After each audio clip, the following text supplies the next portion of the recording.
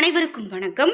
இந்த வருஷத்தோட கடைசி சந்திர கிரகணம் இப்போ நடந்துட்டு இருக்குங்க. இன்னும் கொஞ்ச நேரத்தில் முடிய போகுது. இந்த சந்திர கிரகணம் எங்கெல்லாம் தெரியுது? இந்த நிலவை சிகப்பு நிலா அப்படின்னு, அதாவது ரத்த சிவப்பு நிலா அப்படின்னு சொல்லியிருக்காங்க. இந்த நிலவு ஏன் அப்படி தெரியுது? முக்கியமாக இந்த கிரகணம் முடிந்த பிறகு என்னெல்லாம் செய்யணும்? இது மாதிரியான ரொம்ப முக்கியத்துவமான தகவல்களை நான் இந்த வீடியோவில் சொல்லியிருக்கேன். வீடியோவை ஸ்கிப் பண்ணாமல் பாருங்கள். இந்த வீடியோவை இந்த சந்திர கிரகணம் எந்தெந்த நாடுகளில் தெரிந்து கொண்டு இருக்கிறது அப்படிங்கிறதையும் நான் சொல்கிறேன். முக்கியமாக இந்த வீடியோ பார்க்கக்கூடிய நீங்கள் எந்த நாட்டில் இருந்து இந்த வீடியோவை பார்த்துட்ருக்கீங்க அப்படிங்கிறத கமெண்ட் பாக்ஸில் பதிவிட்டுருங்க. நீங்கள் இன்னும் உற்சாகம் டிவி சேனலை சப்ஸ்கிரைப் பண்ணாமல் இருந்தால் சப்ஸ்கிரைப் பண்ணிக்கோங்க. கூடவே இருக்க பெல் ஐக்கானை மறக்காமல் கிளிக் பண்ணிடுங்க. வாங்க வீடியோக்குள்ளே போகலாம். இந்த வீடியோ பார்த்துட்டு இருக்கக்கூடிய உங்களுக்கு நல்ல ஒரு ஜோதிடர்கிட்ட தெளிவான ஜோதிட பலன்கள் கேட்டு தெரிந்து கொள்ளணும் அப்படின்னு நினைக்கிறீங்களா? நேரில் போகணும் அப்படின்னு அவசியம் இல்லைங்க. நான் இந்த டிஸ்கிரிப்ஷனில் ஒரு தொலைபேசி எண் கொடுத்துருக்கேன்.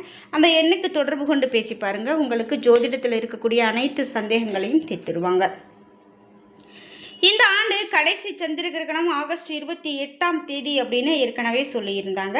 அதுபோல் இந்த கிரகணத்திற்கான பலரும் ஆர்வமோடு காத்திருந்தாங்க. முக்கியமாக நேரலையில் இந்த கிரகணத்தினுடைய நிகழ்வுகள் போயிட்டுருக்கு இப்போது. அதாவது இந்த கிரகணம் இந்தியாவில் தெரியாது அப்படின்னு சொல்லியிருந்தாங்க. மற்ற எந்தெந்த நாடுகளில் தெரியும் அப்படின்னு பார்த்தீங்கன்னா, அமெரிக்கா மற்றும் கனடா, மெக்சிகோ மற்றும் மத்திய அமெரிக்காவின் பெரும்பகுதி, தென் அமெரிக்கா முழுவதும் இருக்கக்கூடிய நாடுகள், இங்கிலாந்து உட்பட பல ஐரோப்பிய நாடுகள், ஆப்பிரிக்காவின் சில பகுதிகள், அட்லாண்டிக் மற்றும் பசிபிக் பிராந்தியங்களில் சுற்றி இருக்கக்கூடிய சில பகுதிகளை இந்த கிரகணத்தை ஆரம்பம் முதல் இறுதி வரை பின்தொடர்வதற்கு அமெரிக்க கண்டங்களுக்கு மிகச்சிறந்த வாய்ப்பு இருக்குது அப்படின்னு சொல்லப்பட்டிருந்தது. முக்கியமாக இந்த நிலவை பற்றி பேசும்போது, சூரியனில் இருந்து வரக்கூடிய ஒளி பூமியின் வளிமண்டலத்தின் வழியாக பயணித்து சந்திரனை அடையுது. பூமியினுடைய வளிமண்டலம் நீல நிற ஒளியை சிதறடிக்கிறதால சிவப்பு மற்றும் ஆரஞ்சு நிற ஒளிகள் சந்திரனை அடையுது. இது கிரகணம் பிடித்த சந்திரனின் பகுதிக்கு சிவப்பு அல்லது செப்பு நிறத்தை அளிக்குது. இதுதான் நம்ம சிவப்பு நிலா, இரத்த நிலா, பிளட் மூன் அப்படின்லாம் சொல்கிறோம். இந்த சந்திர கிரகணத்தை பற்றி நம்ம நேரலை பற்றி பேசணும் அப்படின்னா, முழு நிலவும் பூமியினுடைய நிழலுக்குள்ளே நகர்ந்து அதனுடைய விளைவாக சிகப்பு நிறத்தை ஏற்படுத்தும் முழு சந்திர கிரகணத்தை குறிக்க பொதுவாக பயன்படுத்தப்படும் சொல் தான் இரத்த நிலா. இருந்தாலும் இந்த ஆகஸ்ட் 28 நடந்து கொண்டிருக்கக்கூடிய இந்த நிகழ்வு முழு சந்திர கிரகணம் அல்ல, மாறாக ஒரு பகுதி கிரகணமாகவே நடக்கும் அப்படின்னு சொல்லியிருக்காங்க.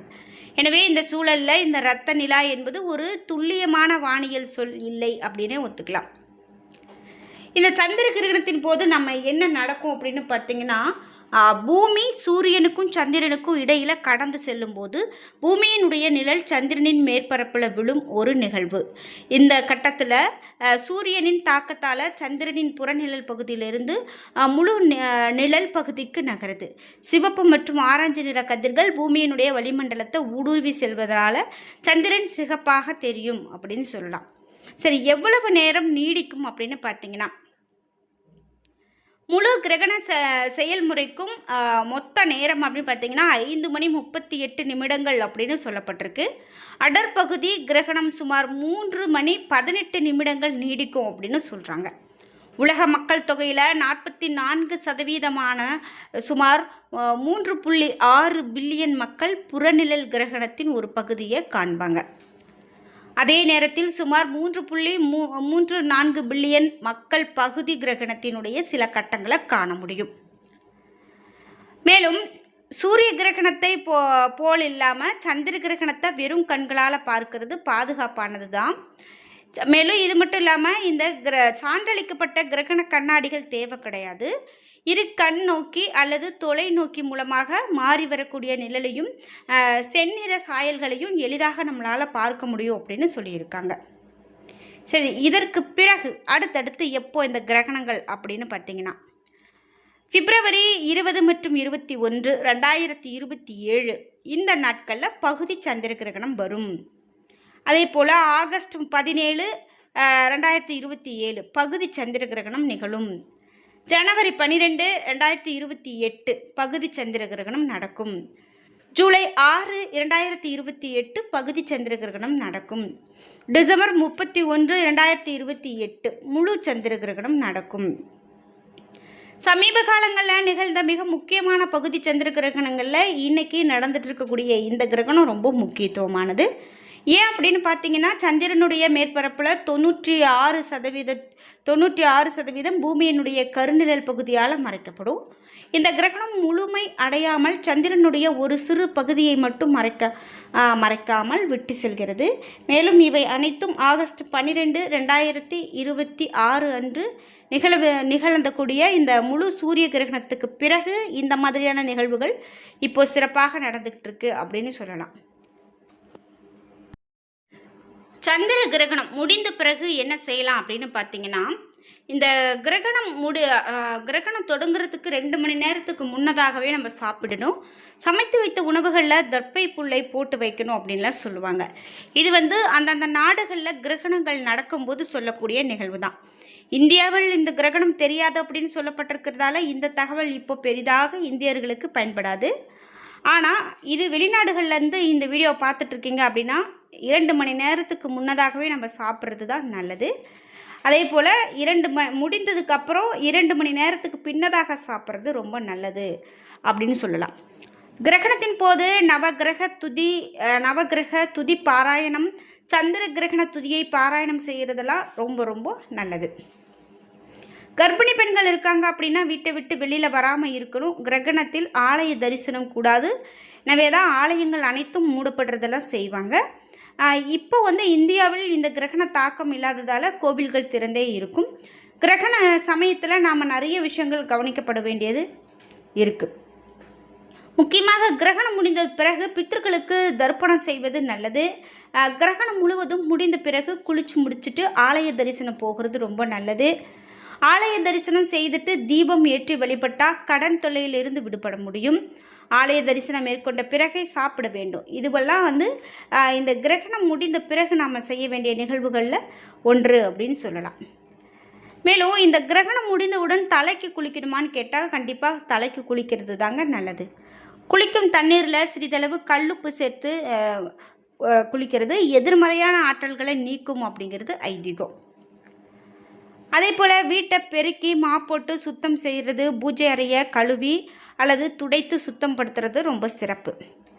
தீபம் ஏற்றுதல், பூஜை அறையில் விளக்கேற்றி சாமி கும்பிட வேண்டியது சிறப்பு. இஷ்ட தெய்வத்தினுடைய மந்திரங்களை சொல்லலாம், அது ரொம்ப நல்லது. வீட்டின் மூலை முடுக்குகளில் மற்றும் வாசலில் நம்ம பசும் சாணம் அல்லது மஞ்சள் நீர் தெளிப்பது இன்னும் சிறப்பு. கிரகண காலத்தில் சமைத்த பழைய உணவுகளை தவிர்த்துட்டு புதிய உணவு சமைத்து சாப்பிட்றதே மிக நல்லது. கிரகணம் முடிந்த பிறகு நாம் தானம், அதாவது உணவு அல்லது வெள்ளை நிற பொருட்களை தானமாக கொடுக்கறது ரொம்ப நல்லது அப்படின்னு சொல்லுவாங்க. அதனால் தானம் கொடுக்கறது இந்த நாளில் ரொம்ப சிறப்பு அப்படின்னே சொல்கிறாங்க. முக்கியமாக இந்த சந்திர கிரகணத்துக்கு பிறகு இது மாதிரியான தகவல்கள் இன்னும் நிறைய சொல்லிக்கிட்டே போகலாம். கிரகண நேரத்தில் நாம் இந்த ஒரு விஷயத்தை மட்டும் முக்கியமாக கவனிங்க அப்படின்னு சொல்லுவாங்க. அதாவது இதெல்லாம் முன்னோர்கள் சாதாரணமாக கடைபிடிச்சிட்டு வந்தாங்க, இதெல்லாம் நம்ம செய்ய வேண்டிய அவசியம் இல்லை அப்படின்னு நினைப்பாங்க. ஆனால் முக்கியமாக நம்ம முன்னோர்கள் நிறைய ஆன்மீகத்தையும் அறிவியலையும் கலந்து நிறைய கடைபிடிச்சிட்டு வந்திருக்காங்க. கிரகணம் முடிந்ததும் குளிக்கக்கூடிய நீரில் கங்கை நீரை சேர்ப்பது நல்லது. இந்து மதத்தில் இது ரொம்ப புனிதமானது. இது கிரகணத்தின் தீய விளைவுகளை போக்கும்.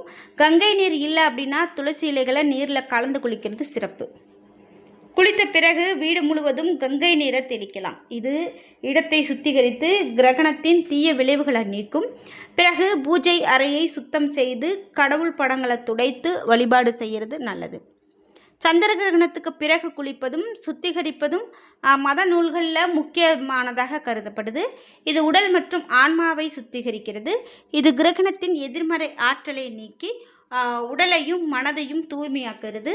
எனவே கிரகணம் முடிந்த பிறகு குளிப்பது ரொம்ப அவசியம். என்ன நண்பர்களே, இன்றைக்கி வீடியோவில் இந்த சந்திர கிரகணம் முடிந்த பிறகு என்னெல்லாம் செய்யணும் அப்படிங்கிற தகவல்களையும் கிரகணம் இப்போ எங்கெல்லாம் நடந்துட்டுருக்குறது அப்படிங்கிறதையும் நம்ம பார்த்து தெரிஞ்சுக்கிட்டோம்.